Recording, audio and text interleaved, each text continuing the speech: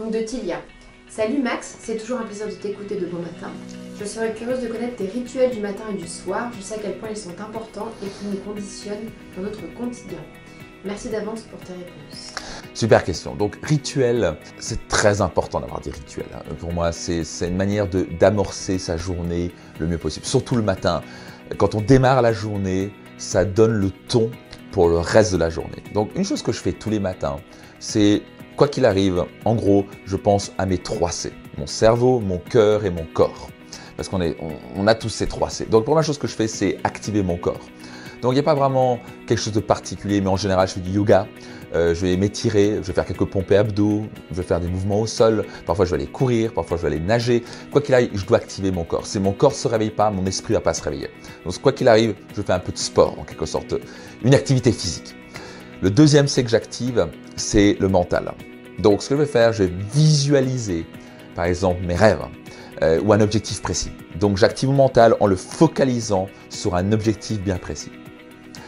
Et le troisième C, c'est je me mets littéralement mes 2 mains sur le cœur, je ferme les yeux et je me remplis de gratitude. Il y a 2 à 3 choses, en général, c'est 3 choses où je me dis qu'est-ce qui est merveilleux dans ma vie maintenant. Et je veux ressentir, parce qu'au niveau du cœur, c'est de la gratitude, c'est du ressenti. Et donc, je me dis, ok, qu'est-ce qui est merveilleux dans ma vie maintenant? Et je tente de ressentir le plus possible cette gratitude à l'intérieur de moi. Donc, ça peut être le fait d'avoir une femme aussi merveilleuse que mon épouse Marine. Ça peut être le fait d'être en nature, le fait d'avoir une maison, le fait d'avoir des gens merveilleux, le fait d'avoir remercié mes parents, m'avoir mis au monde, parce que je suis le 3e de 4 enfants, ils auraient pu s'arrêter à 2. Bref, il y a 1000 choses où on peut dire merci dans la vie. Et quand je démarre la journée comme ça, donc je m'active physiquement, le premier c'est le corps. Je visualise avec mon mental un objectif bien précis. Et numéro 3, je me remplis de gratitude. Le reste de la journée se déroule en général merveilleusement bien. Parce que je suis en état émotionnel élevé et ça dicte le reste de la journée. Donc voilà, c'est typiquement mon rituel du matin. De Yukiko. Bonjour Max. Vidéo à diffuser sur tous les médias. Sauf que nous venons certainement tous d'encore plus loin qu'Adam et Ève. Comment faire changer l'humain et sa mentalité si sectaire? Grand mystère. Alors Yukiko, c'est un point de vue intéressant de dire que la nature humaine a une vue très sectaire. Donc c'est possible, c'est ton point de vue. Donc j'aime bien dire, on vit tous sur notre planète avec nos perceptions et on croit tous avoir la vérité. Donc tu penses avoir la vérité, je pense en avoir une autre, mais qui a raison? Je ne sais pas. Ce qui est sûr, c'est que si tu veux changer les autres, la dernière des stratégies à faire, c'est vouloir les changer. Donc je vais te raconter, c'est une véritable histoire. Et ça se passe sur une tombe d'un moine à Westminster, en Angleterre. C'est réellement ce qui est écrit sur la tombe de ce moine à Westminster. Et voilà ce qui est écrit. C'est un texte que lui a écrit avant de mourir. Il a dit, pendant des années, je voulais changer le monde. Et après avoir essayé des années à vouloir changer le monde et les autres, je me suis rendu compte que la tâche était trop grande. Donc, j'ai voulu changer mon pays. Et après plus d'une décennie à vouloir changer les autres de mon pays, je me suis rendu compte que la tâche était trop grande. Donc j'ai voulu changer les gens de la ville. Et après avoir tenté encore plusieurs années, je me suis rendu compte que j'y arrivais pas. D'un coup, j'ai voulu changer ma famille. Et puis après encore quelques années, je me suis rendu compte que ça ne fonctionnait pas. Et maintenant, alors que je me retrouve sur mon lit de mort, je me rends compte que si j'avais commencé par changer moi-même, j'aurais pu potentiellement influencer au changement ma famille. J'aurais pu peut-être, dans ce cas-là, changer ma ville, potentiellement mon pays et peut-être même le monde entier. Donc Yukiko, si tu veux changer les autres, commence par toi-même. Si tu veux changer ton monde extérieur, commence par changer ton monde intérieur. Voilà ce que je vais te recommander. Et pendant des années, je voulais changer les autres et je trouve ça anormal. Et moi, je commençais à me dire, c'est quoi si tu veux changer les autres, ça ne sert à rien. Parce qu'ils ont leur libre arbitre. J'ai commencé par moi-même. Et d'un coup, j'ai pu commencer à influencer et mon cercle d'influence a grandi. Et maintenant, je peux impacter sur des milliers de personnes chaque année. Donc, commence par toi, Yukiko. De Sonia. Je peux donner dans tous mes domaines, mais pas en couple. Je n'y arrive pas parce que je n'ai pas trouvé la bonne personne à combler et j'ai des standards très élevés. Alors Sonia, très très bonne question. C'est souvent quelque chose qui revient dans mes séminaires comme Destination Réussite ou Life Max, où des femmes se lèvent comme toi et disent ouais, j'ai du mal à trouver un homme parce que ils sont tous pris les bons. Et puis, ou pour toi, apparemment, c'est du style, j'ai des standards très élevés. Alors la question, est-ce que c'est des standards très élevés ou est-ce que c'est des règles impossibles à atteindre qui est un mécanisme de défense pour toi pour pas attirer un homme? Donc souvent, ce que je vois chez les femmes, c'est qu'elles ont vécu et sont tombées amoureuses d'un homme dans le passé. Et elles ont tout donné et puis elles avaient leur monde de Disney. C'était la vie est belle, ça va être l'homme de mes rêves et tout va être parfait, tout va être merveilleux. Puis d'un coup, ils se rendent compte que la vie, c'est pas toujours parfait et merveilleux. Il y a des difficultés et puis d'un coup, hop, il y a une séparation et puis d'un coup, c'est la fin du monde. Le monde s'écroule, toutes nos attentes s'écroule et puis d'un coup, il y a un mécanisme inconscient de défense qui fait, tu sais quoi, le prochain homme, si tu as vraiment trouvé un, il doit être parfait. Il doit avoir ça, il doit avoir la liste parfaite, ce qui bien sûr n'existe pas. L'homme parfait n'existe pas. Donc une grande question c'est, est-ce que toi déjà, par rapport à toute la liste que tu as, Sonia, de l'homme parfait, je sais pas trop quoi, est-ce que toi tu es cette personne-là? C'est le nombre de femmes que je vois, je vois un homme comme ça, et je pose, et toi tu es comme ça. Non. D'accord. Ah, je veux qu'un homme qui m'écoute. Mais toi, tu écoutes? Ça dépend. Donc, première chose que je veux t'inviter à faire, diminue tes règles. Sinon, tu vas te retrouver seul et il y a de fortes chances que tu sois aigri pour le reste de ta vie. Donc, change. Il y a une différence entre avoir des standards. Par exemple, moi, avoir un standard du style, je ne vais pas me retrouver avec une femme qui boit, qui fume, qui se met en colère constamment, qui me critique à longueur de journée. Ça, c'est des standards. OK. Ça se trouve. Mais il y a une différence entre il doit avoir les yeux verts et bleus et jaunes et machin. D'un coup, c'est impossible cette personne-là. Et d'un coup, tu es tellement dans le truc que tu ne pourras jamais atteindre que tu l'auras jamais. Donc peut-être que je vais t'inviter déjà avant tout à changer tes règles et avoir des règles qui sont plus accessibles et avoir peut-être 3-4 choses éliminatoires seulement. Et le reste, je vais dire, tiens, je vais accueillir. Et peut-être laisser l'univers te guider à un homme merveilleux. Et peut-être que je vais te poser la question, si tu veux vraiment avoir cet homme-là, est-ce que tu as ces qualités-là? Parce que si tu as ces qualités-là et tu demandes à un homme d'avoir ces qualités-là et que tu ne les as pas, tu as 0 chance d'y arriver. Ok? Donc, je te laisse à cette réflexion-là. Mais encore une fois, si tu veux attirer un homme extraordinaire, tu peux être sûr de devenir une femme extraordinaire. Travail personnel, développement personnel. Donc, si tu n'es jamais venu à mon séminaire Destination Réussite, je t'invite à me rejoindre. Ce sera un bon point de départ pour devenir une femme extraordinaire. De Marie-Josée. Waouh, quel parcours Max, félicitations. Bien, j'ai une question sur l'argent.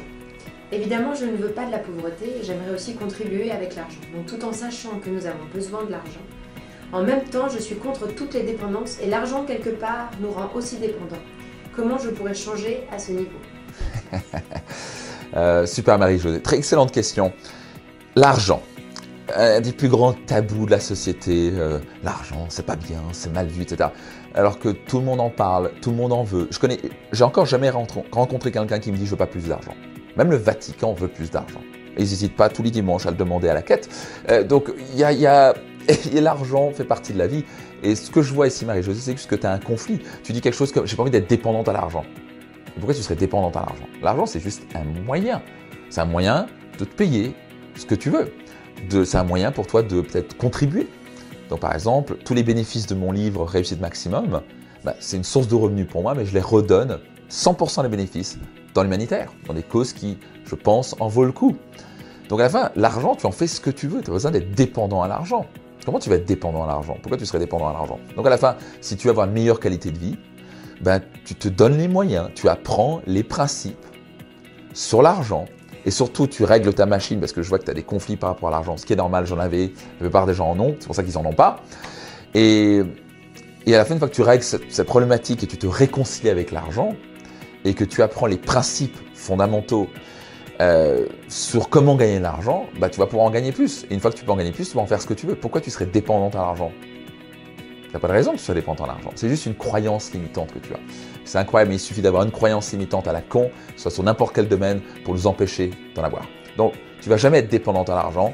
C'est simplement, j'ai envie d'avoir la meilleure qualité de vie possible, j'ai envie d'offrir la meilleure éducation à mes enfants, j'ai envie de voyager, donc je vais gagner plus d'argent, je vais me donner les moyens de gagner plus d'argent. Et surtout, quand gagner plus d'argent vient du fait que tu aides plus de gens. Donc, par exemple, pour moi, gagner de l'argent, je mesure mon niveau de revenu à la valeur ajoutée que j'apporte dans la société. Donc si tu penses que gagner de l'argent, ça vient d'un résultat du bien que tu as apporté, d'avoir amélioré la qualité de vie des gens, d'avoir offert des services ou des produits ou des compétences ou du temps à une entreprise, à un patron, à des clients, bah donc il n'y a aucun problème pour toi d'en gagner plus. C'est ça gagner de l'argent. Aucun problème. Okay, donc il faut régler, être capable de te réconcilier avec l'argent. Okay. De Olivier. Merci Max. Comment faire pour éviter des hauts et des bas qui ne sont plus des pics par moment mais de vraies montagnes russes? Je fais beaucoup de choses dans la vie, je suis responsable de plein de choses, mairie, boulot, nouveaux projets professionnels, famille.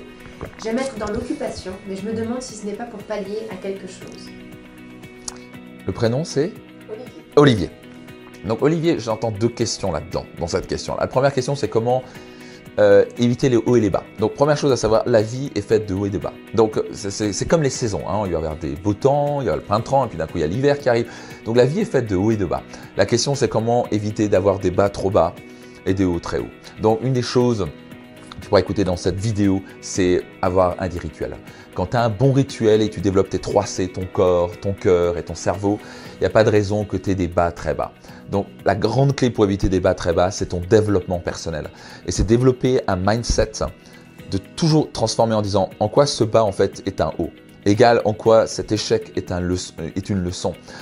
En quoi ce problème est une opportunité. Parce qu'en fait, si on regarde vraiment les choses, il n'y a jamais vraiment un problème. Un problème est une solution, est une opportunité de croître.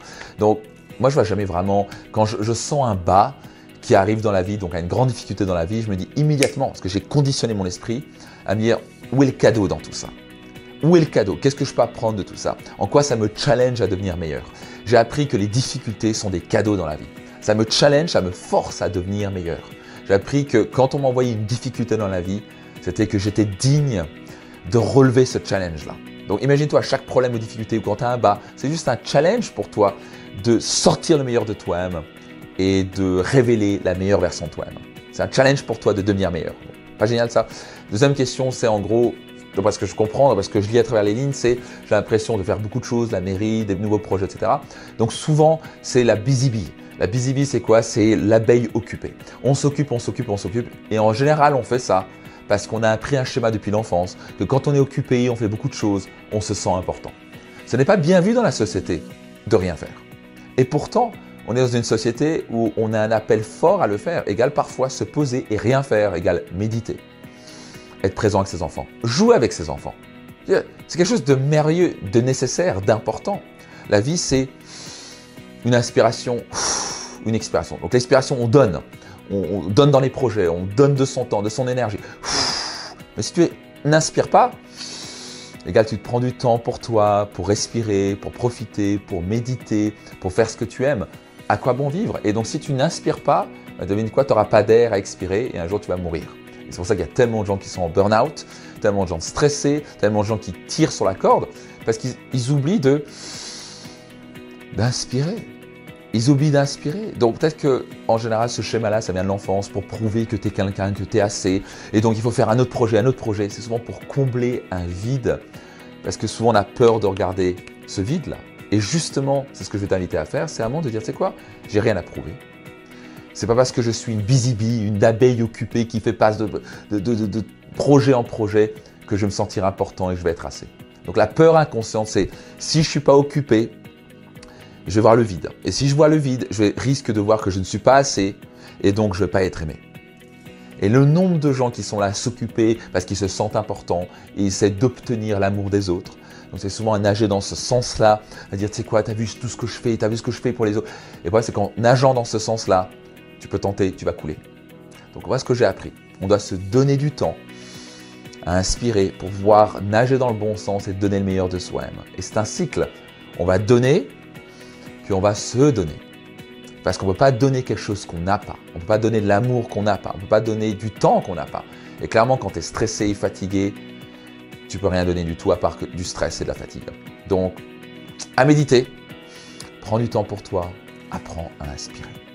Ok, j'espère que ce Ask Max vous a aidé. J'espère que ça vous a donné des clés, ça vous a donné idée à réfléchir et surtout à passer à l'action et à voir un petit peu le monde autrement pour améliorer votre qualité de vie.